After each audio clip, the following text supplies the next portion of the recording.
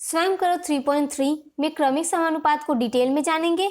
हमने पिछले एक्सरसाइज में जाना कि समानुपात में 4 पद होते हैं जिसमें 2 समान अनुपात होते हैं, लेकिन जब कभी ऐसे समानुपात के मध्य पद भी समान होते हैं तो ऐसे समानुपात को क्रमिक समानुपात कहते हैं। चूंकि मध्य पद समान होता है इसलिए जब 3 पद दिया रहता है तो दूसरे पद को मध्य पद मानते हैं जो दूसरे और तीसरे पद की भूमिका निभाता है। जैसे पहले सवाल में 5, 10 और 20 दिया है, हमें बताना है ये संख्याएं क्रमिक समानुपात में है या नहीं, और यदि है तो इन्हें समानुपात में लिखना है। तो आइए हल करते हैं।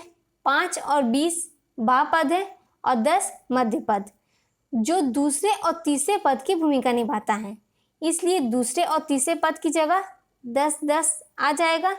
तो देखिए ये समानुपात के रूप में हो गया। अब ये देखना है कि चारों समानुपाती है या नहीं, ये पता लगाना हमने पिछले एक्सरसाइज में सीखा था।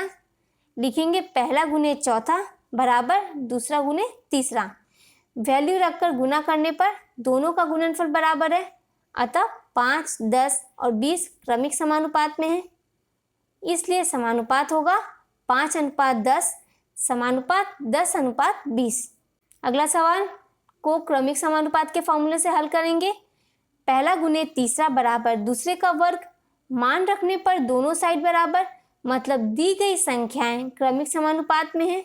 जैसे यहाँ 8 × 2 16 और फिर 4 का स्क्वायर भी 16 आया, अतः 8, 4 और 2 क्रमिक समानुपात में है, इसलिए समानुपात होगा 8:4 प्रोपोर्शन 4:2। अगला 7, 14 और 28 को भी हल करने के लिए लिखेंगे पहला गुने तीसरा बराबर दूसरे का वर्ग। मान रखने पर दोनों साइड 196 और 196 आया, अतः 7, 14 और 28 क्रमिक समानुपात में है, इसलिए समानुपात होगा 7:14 प्रोपोर्शन 14:28। अगला इसे फॉर्मूला में रखकर हल करने पर हम पाते हैं एक साइड 1458 आया जबकि मध्य पद का वर्ग 81 आया।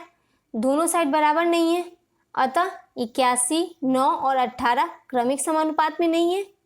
अगला इसे फॉर्मूला में रखकर हल करने पर हम पाते हैं एक साइड आया 48 जबकि मध्य पद का वर्ग आया 36। दोनों साइड बराबर नहीं है, अतः 4, 6 और 12 क्रमिक समानुपात में नहीं है। अगला इसे फॉर्मूला में रखकर हल करने पर हम पाते हैं एक साइड 100 आया और मध्य पद का वर्ग 100 आया।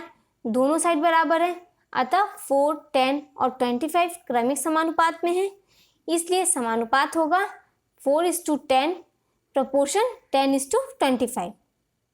स्वयं करो 3.3 में हमने सभी सवाल को हल किया। अच्छी तरह सभी सवाल को समझाने का मेरा जो प्रयास रहा है इसमें मैं कितना सफल रही हूँ जरूर बताइएगा। अगर ये वीडियो पसंद आया तो लाइक करिए और अपने फ्रेंड्स के साथ शेयर करिए, और अगर आपके मन में कोई कन्फ्यूजन हो तो कमेंट करके पूछ सकते हैं। धन्यवाद।